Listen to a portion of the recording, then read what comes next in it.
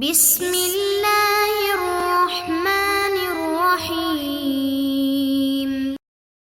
السلام علیکم ورحمۃ اللہ وبرکاتہ۔ عزیز طلباء، امید ہے کہ آپ خیریت سے ہوں گے۔ آج ہم قافیہ کا سبق نمبر 10 شروع کر رہے ہیں، جس سبق کے اندر اسم کے خواص یعنی اسم کی علامات کا تذکرہ ہوگا۔ چلتے ہیں اپنے سبق کی جانب۔ بسم اللہ الرحمن الرحیم۔ ومن خواصہ دخول اللام والجر والتنوین والاضافۃ والاسناد الیہ۔ آج کے سبق کی ترتیب کچھ یوں ہوگی: پہلے اس عبارت کا مطلب، پھر دوسرے نمبر پہ اس کی ترکیب، اور تیسرے نمبر پہ اس عبارت کی تشریح، اس طور پر کہ اس کے اندر جو مشکل الفاظ ہیں ان کی بھی تحقیق ہوگی۔ ومن خواصہ سے صاحب کتاب رحمہ اللہ اسم کے خاصے اور اس کی علامات شروع کر رہے ہیں۔ ومن خواصہ، اور اس کے خاصوں میں سے، اسم کی علامات میں سے، دخول اللام، لام کا داخل ہونا ہے، والجر، اور جر کا آنا ہے، والتنوین، اور تنوین کا آنا ہے، والاضافۃ، اور اضافت کا ہونا ہے، والاسناد الیہ، اور اسناد ہونا ہے، یعنی مسند الیہ ہونا ہے۔ یہ ہے اسم کے خاصے۔ دوسری بات اس عبارت کی ترکیب ہے۔ ومن خواصہ میں من تبعیضیہ ہے، اور من تبعیضیہ کی ترکیب دو طرح سے ہوتی ہے۔ ایک تو یہ کہ من جار اور ما بعد مجرور بنایا جائے، اور دوسرا یہ کہ من کو بمعنی بعض کے مضاف ہو اور ما بعد مضاف الیہ ہو۔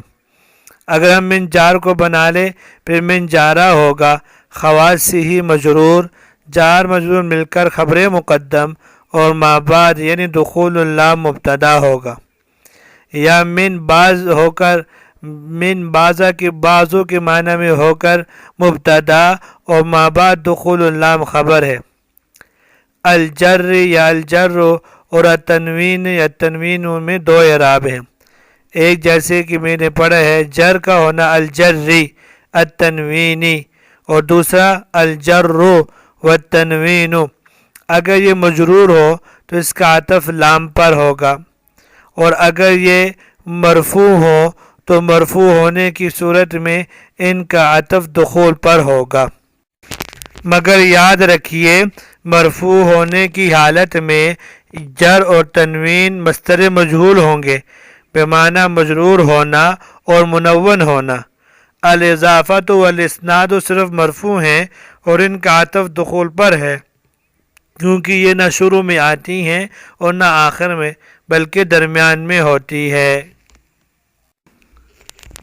اب چلتے ہیں عبارت کی تیسری بات کی طرف، وہ تشریح ہے۔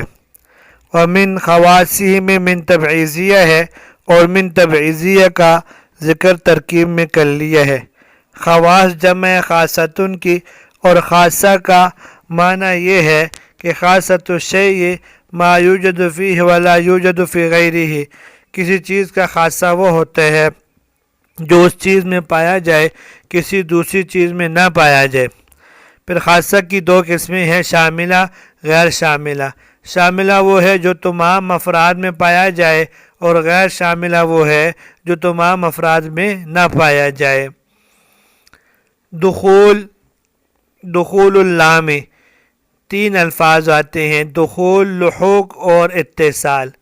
دخول کسی شے کے شروع میں آنے کو دخول اور آخر میں آنے کو لحوق، اور اتصال عام ہے، دونوں کو شامل ہے۔ دخول کے لیے بھی اتصال استعمال ہوتا ہے اور لحوق کے لیے بھی اتصال استعمال ہوتا ہے۔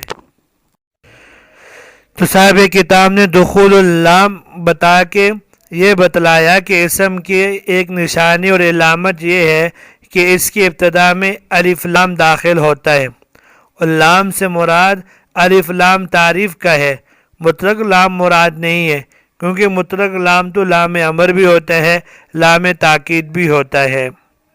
تو الف لام اسم کی ابتدا میں آتا ہے، اس سے دخول کا لفظ استعمال کیا کہ لام اسم پہ داخل ہوتا ہے، لام ابتدا میں آتا ہے، اس لیے اس کو باقی خواص لفظیہ پر مقدم کیا۔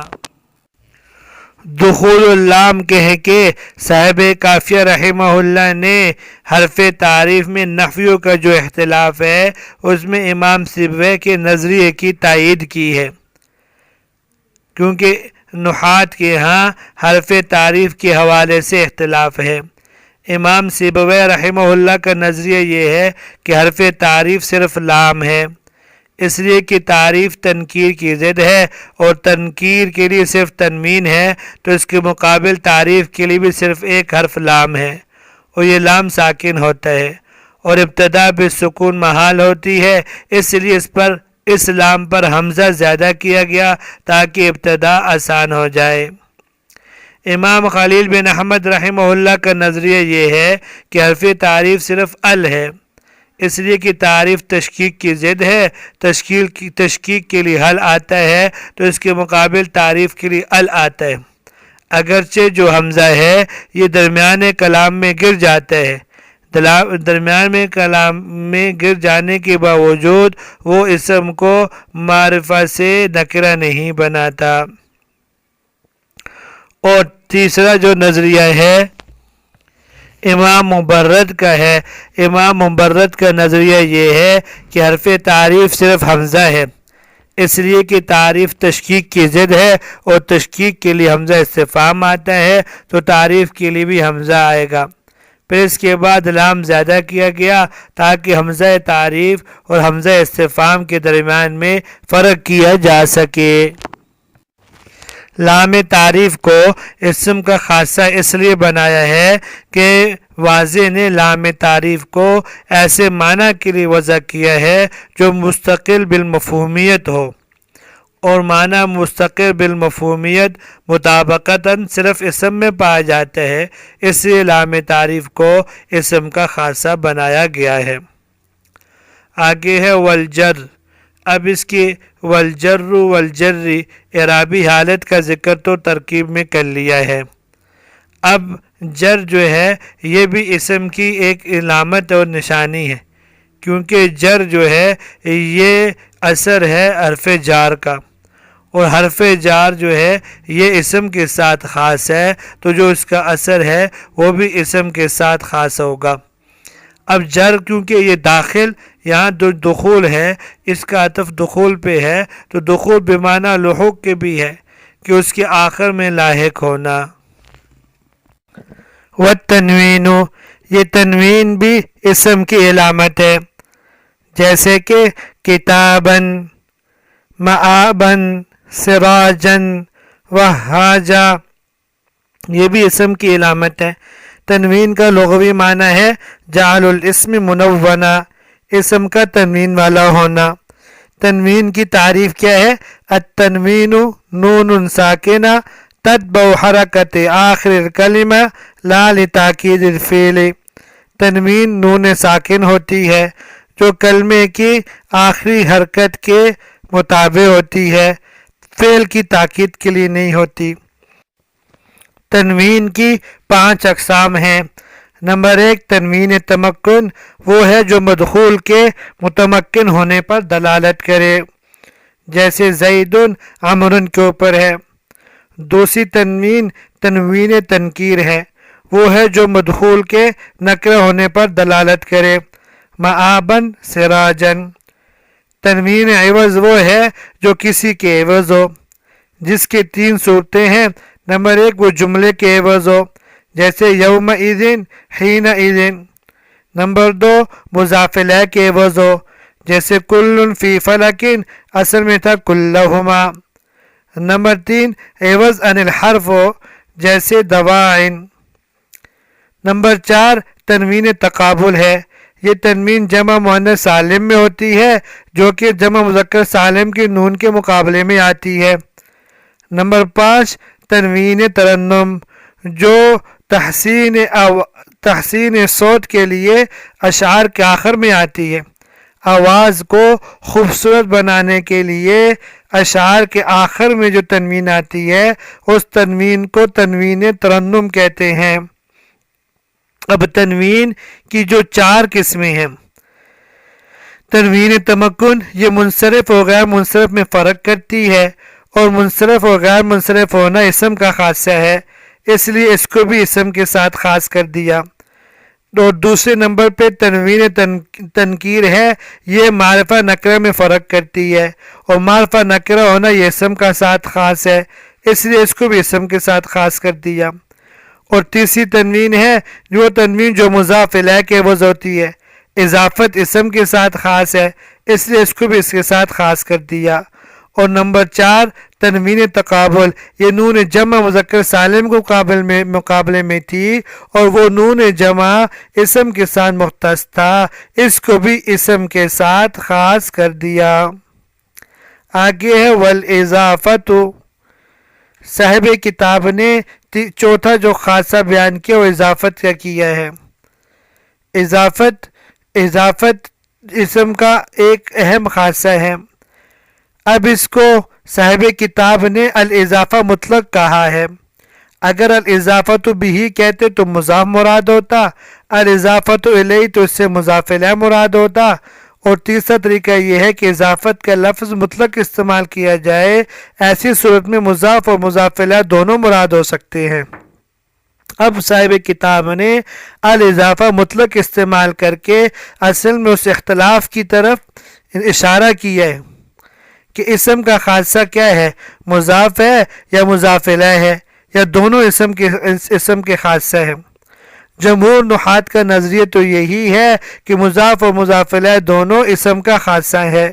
اسی کو صاحب کافیہ رحمہ اللہ نے پسند کیا، اس لیے اس کو الاضافہ لے کے آئے، جبکہ بعض نحات کے نزدیک صرف مضاف ہونا اسم کا خاصہ ہے، مضاف الیہ ہونا اسم کا خاصہ نہیں۔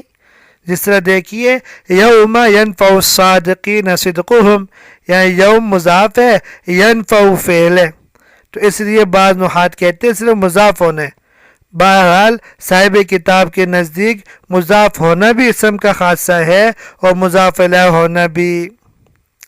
آگے والاسناد الیہ، اسناد کی لغوی اور اصطلاحی تعریف تو پہلے گزر چکی، والاسناد الیہ لا کر صاحب کتاب یہ بتانا چاہتے ہیں کہ مسند الیہ ہونا یہ اسم کا خاصہ ہے، خالی مسند ہونا نہیں، مسند الیہ ہونا اسم کا خاصہ ہے، کیونکہ مسند الیہ وہ چیز بن سکتی ہے جس پر حکم لگایا جا سکے، اور حکم اسی پر لگایا جا سکتا ہے جس کا معنی مستقیم بالمفہوم ہو، وہ صرف اسم ہے، اسی مسند الیہ ہونا یہ بھی اسم کا خاصہ ہے۔